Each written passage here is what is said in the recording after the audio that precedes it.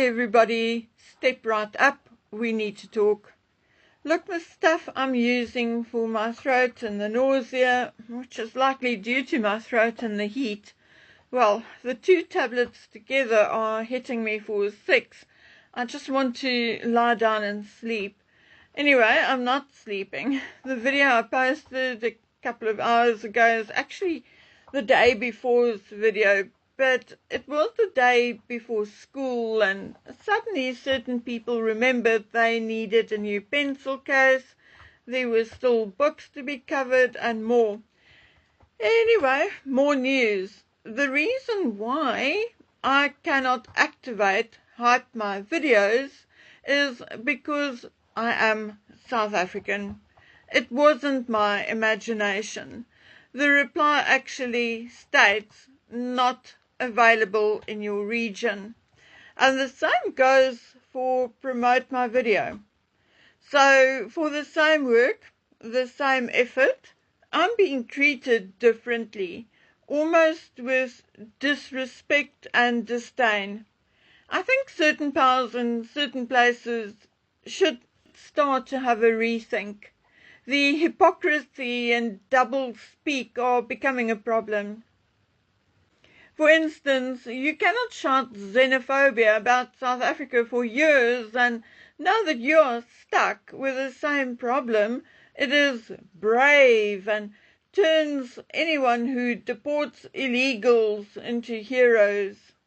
Yes, I believe that entering a country illegally is indeed illegal, and those people should be sent back where they came from. But don't go calling one country who does the exact same thing names, and then you yourself wants to be admired. And then I get excuses like, oh, but you had violent protests. Oh, really? And you didn't? Or you don't? How dare companies so blatantly discriminate? I was so angry that I stopped reading at the end of the second paragraph. But there's something about South Africa being paid less because of distance or whatever, blah, blah, blah. Now, excuse me, everything is online. What does distance matter? And I'm paying the enormous bank costs for the United States dollar to rand exchange. It is deducted from my account, not YouTube or anyone else's. So why are they in any way concerned about distance? But for now, I'll leave it here. I'll discuss it elsewhere at another time. I just want YouTube and people to know how disgusted I am with what they are doing lately. Just the day before yesterday, Dragon Man and I were reading a play about Thomas More's court case, and subsequently I had to explain to Dragon Man about what happened and ultimately why Thomas More was beheaded. Now, in short, Thomas More was a devout Catholic and a close friend of Henry VIII. As Lord Chancellor, he even prosecuted heretics, but more or less in 1532, maybe a little before, More opposed Henry VIII's request to end his marriage to Catherine of Aragon in order to marry Anne Boleyn. In May 1532, the clergy gave in to Henry VIII's demand that all ecclesiastical law will require royal assent. More could not accept it and resigned the next day. More retired to his home and stayed quiet on the subject of Henry VIII and his marital woes. In June 1533, he, however, refused to attend the coronation of Anne Boleyn. He also wrote a piece titled The Apology of Sir Thomas More, in which he urged Catholics to defend the old faith. Henry and Anne were spitting mad, and he was summoned to Lambeth Palace to swear the oath of succession. Now Thomas went and made it clear that he accepts Henry's new wife and the succession, but he refused to swear the oath which affirmed Henry's royal supremacy. He was arrested for his disloyalty to the king and imprisoned in the Tower. He was condemned to death for, and I quote, maliciously denying the royal supremacy, and he was then subsequently beheaded on Tower Hill, proclaiming himself the king's good servant, but God first. Well, is it coincidence that Harry's real name is Henry or not? Both Harry and his father are known for surrounding themselves with sycophantic staff and for kicking up literally if and when they do not get their way. And I mean, that is not gossip, it is fact. When it comes to Charles, there's a list of victims, people who were very loyal to him and who dared to disagree with him and then would find themselves replaced the next day.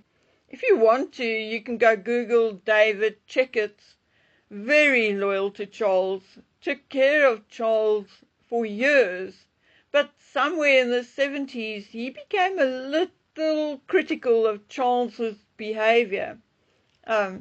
Things like blowing up, screaming and shouting, kicking furniture, refusing to attend certain functions and events, and on and on it went.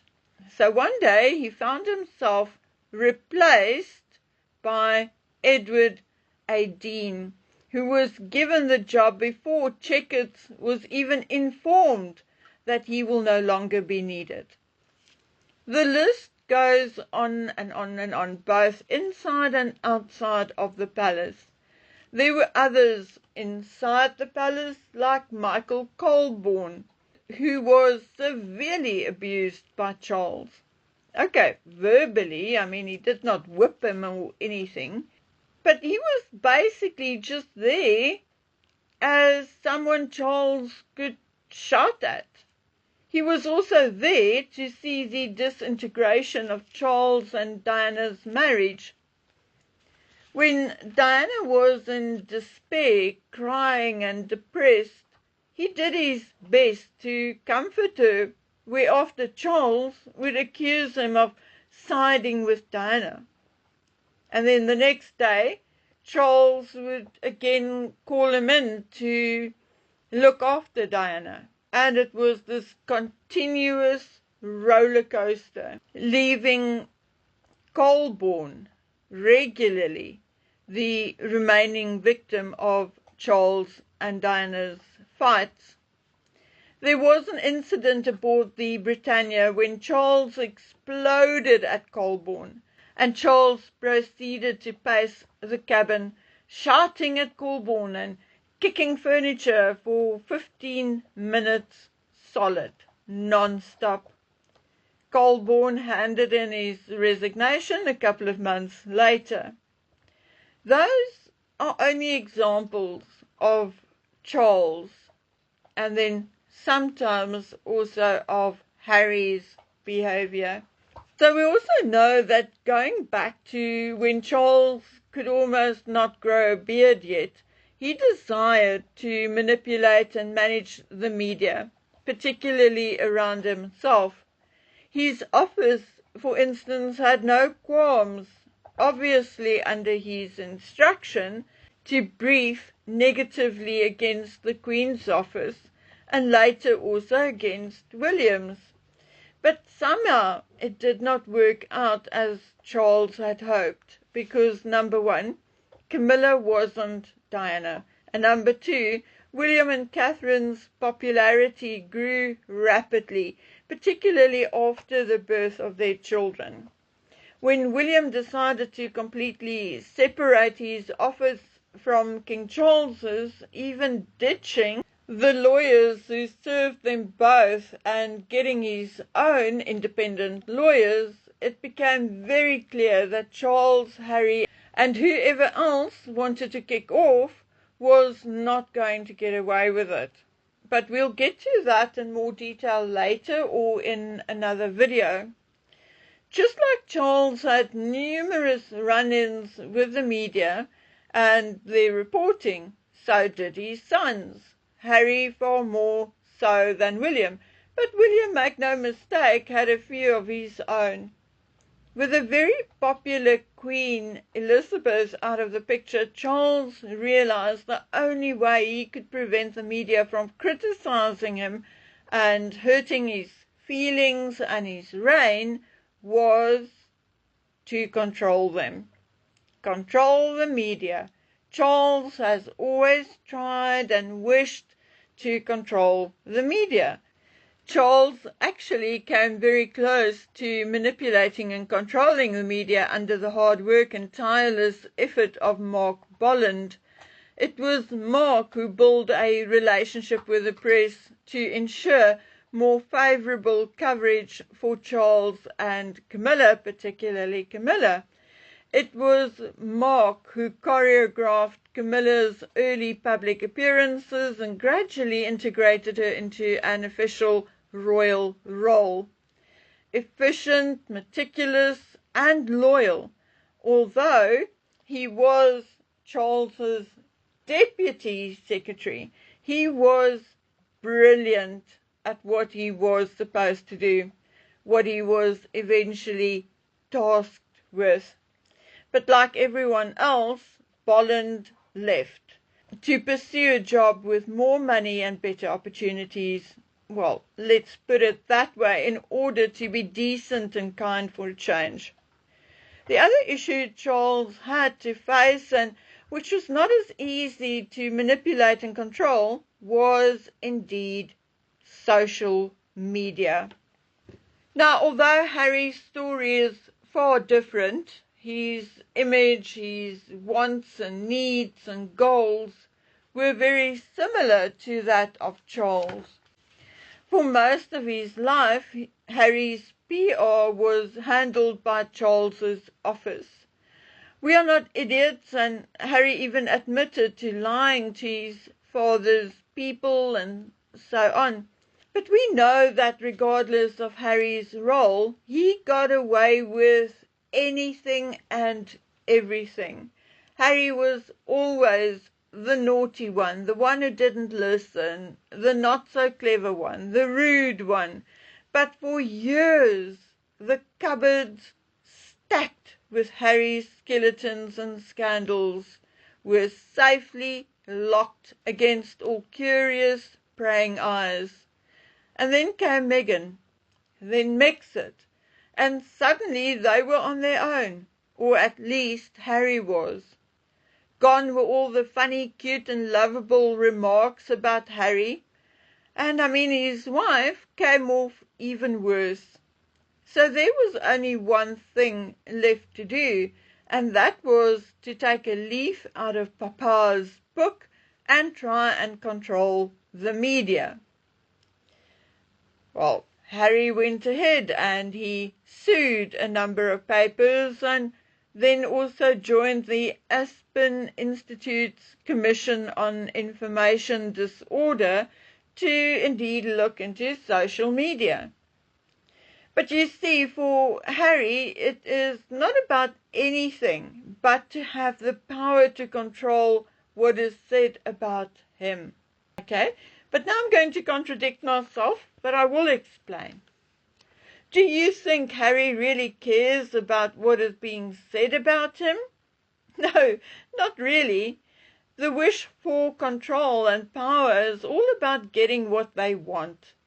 They want their politicians, the ones safely tucked into their back pockets, to win so that they can get what they want. They want their wokery to be admired. They want cash in Marks and Spencer bags from dubious people. They want affairs, they want private jets, although they preach climate change, and they want it all without us saying a word. The only words they want to hear from us is, "Yes, Master." Not so easy for us to say, "Oh, Harry joined the Aspen Institute. They want to silence us," which of course is true, but let's just for a second consider who Harry is.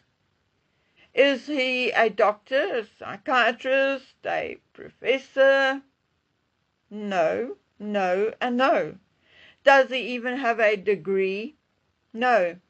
Is he a successful entrepreneur? No. Now, we can keep questioning it until the cows come home, but there's absolutely no reason why the Aspen Institute invited Harry to join them. Away from the royal family, he is nothing. And even in the royal family, he was of lesser consequence. So why on earth did anyone want Harry on the Institute's commission? Now, I don't think anyone did necessarily want him. I think it was about money. I think someone donated money to them in exchange for taking on Harry. So who actually wanted him there? The British government? No. George Soros, Bill Gates, Elon Musk, the Bidens, Oprah? No, no, no, no, no, no, no. So who then? Whose money was it? Whose money paid for Harry's acceptance in the Aspen Institute? Geez, I don't know. Could it be Pa's money or money he received to keep for that very rainy day when Harry is in trouble again? Why would Pa or Pa's donor want Harry there? Because they are hoping that Harry can somehow worm his backside in there and actually report back to them. Now you see, that I think is very likely. And now? Well, now I think Harry got in too deep. He needs to be extracted. So my friends, watch this space. There is even more coming for sure. I think the United Kingdom's current government would indeed side with Harry, or then likely Harry and Pa. But what about the other side? What about William and Catherine and Anne and Edward and Sophie? I think it is likely there's a war coming, one way or the other, internally or externally. And I don't think the monarchy will come out the other side of it, unless William pulls a miracle out of a hat. And I'm sorry to say, but I don't think he is going to. Not because he can't, but because he has had enough and just won't. If not that, then I think the longer Charles's reign, the bigger the chance William will not have a throne left to inherit. Okay, guys, I'm still battling a little bit. Dry mouth, raspy throat. God, it doesn't ever stop, does it? Anyway, people, we shall continue this talk on another day. Until then, please take good care of yourselves. Bye.